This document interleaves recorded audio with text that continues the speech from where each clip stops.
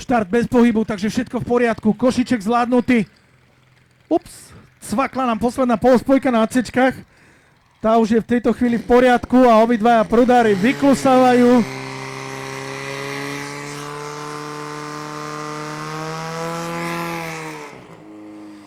Je to tak, strojník mal úplne iné starosti, musel ešte zapájať C-čka na pravom prúde 17.293, 17.293, rýchlejší bol na ľavej 17.208.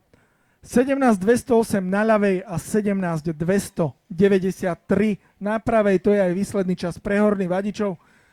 Chalani samozrejme nespokojní, na základních strieda Rosina. No je to veľká škoda, lebo takto sa mi míňa jeden favorit za druhým bez toho, aby nám zapísali nejaký výsledok, alebo respektíve, aby zapísali výsledok, ktorý by som si predstavoval ja. Ale zatiaľ sa držíme toho trendu, že družstva z tých horných pozícií sa nám presúvajú v poradí.